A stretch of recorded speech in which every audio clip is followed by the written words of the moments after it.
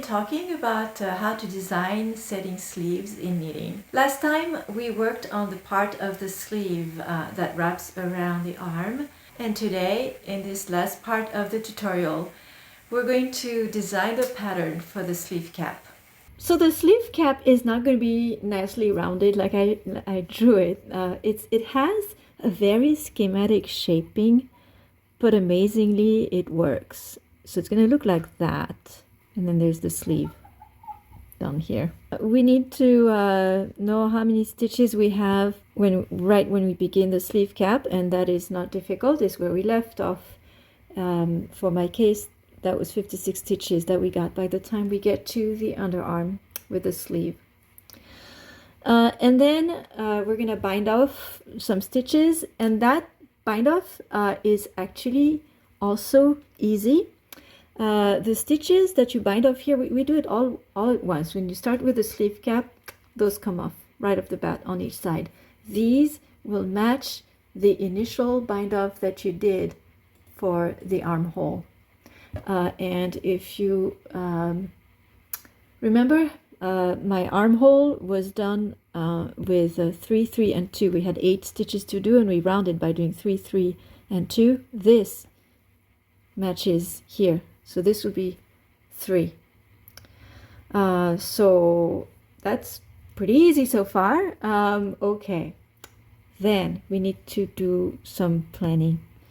At the end of the road, we're gonna reduce linearly, like this can be a straight line, reducing on each side, to some number A of stitches.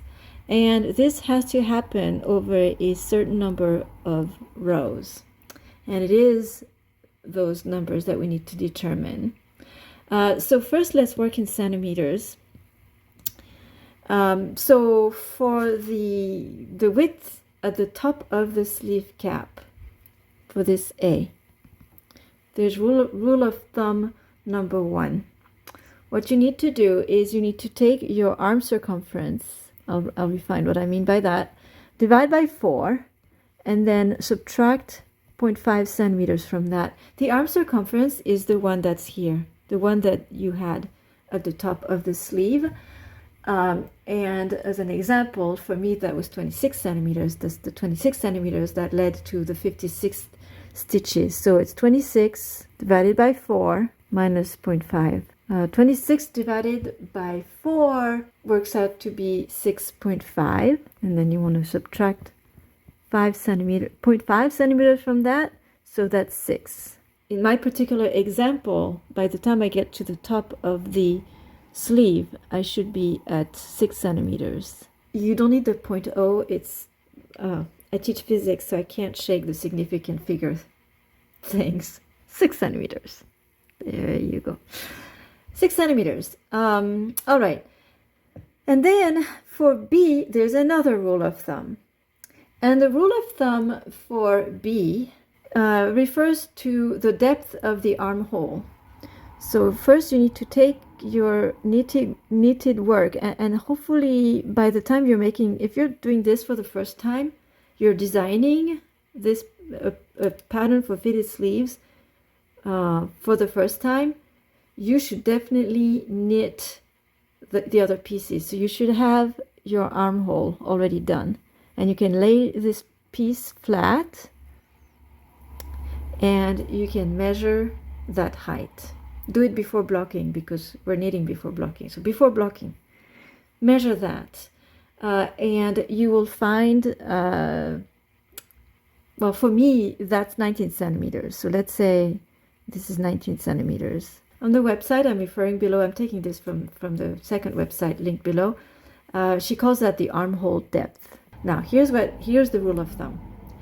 If your bust size is less than 46 inches, then you want to take that armhole depth and you want to subtract. So for me, let me go with my example, it'd be quicker to write down. So you take your armhole depth and you would subtract 7.5 centimeters. If your bust size is greater than 46 inches, then instead of 7.5 centimeters, you want to subtract 10. So it would turn out to be 9 centimeters, but that's not the case. For me, my bust size is less than 46 inches, so I would do the 11.5 centimeters. Okay, so what happens if your bust size is 46 inches or near? That's a big problem, because what do you pick, 7.5 or 10? You get quite different results. So here I don't have a very good answer for you. On the website there's zero answer for that question. But here would be my recommendation. I know this is 3D, but try to get a notion on yourself. Try to get a notion of how much it is between where the sleeve cap is going to attach to the shoulder seam and where the top of the sleeve ends. You can actually measure that and use that measurement and double check. See if it comes closer to this or this. That would be my recommendation.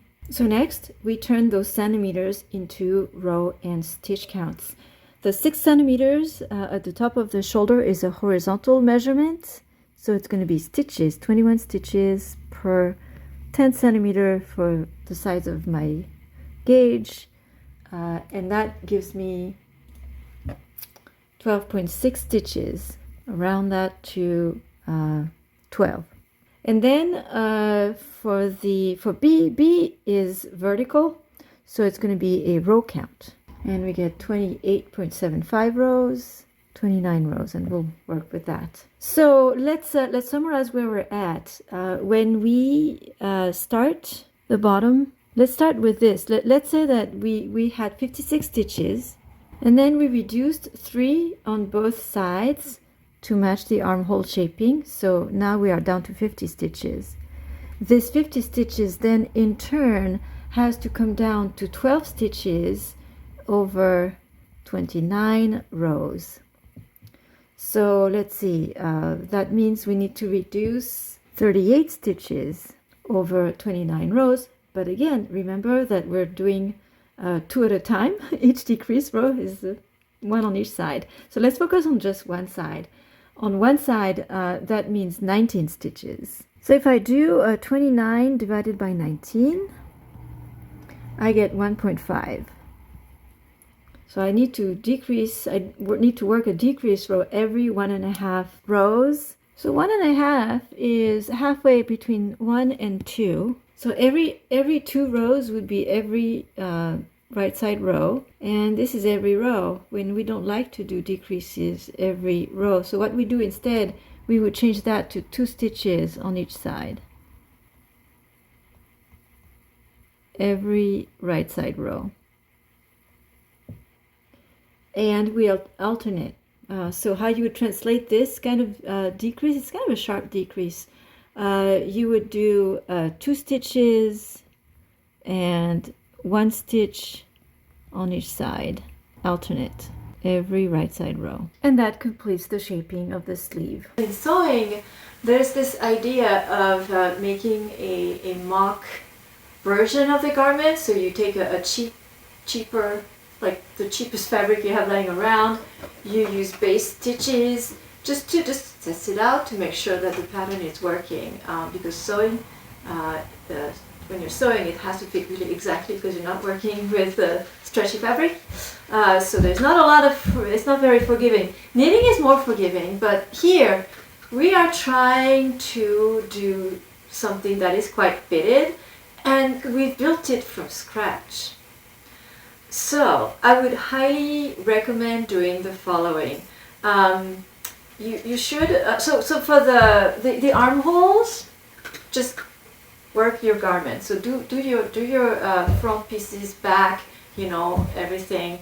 Shape your armholes. Start with that. When you get to that point and you're ready to start on the sleeves, and this is especially true if you're making long sleeves, here's what I would advise you do. I would make mock sleeves.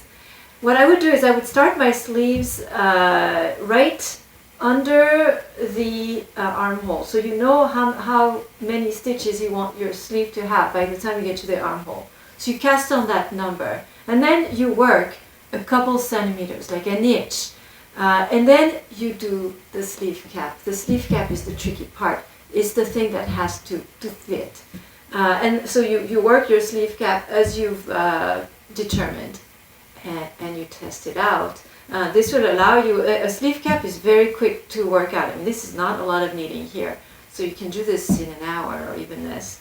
And you can make the proper adjustments. And once you have a sleeve cap that fits nicely, then you go and you knit your actual sleeve. Thank you for watching. I hope you found this entertaining or possibly useful. If you enjoyed this video, don't forget to like and subscribe.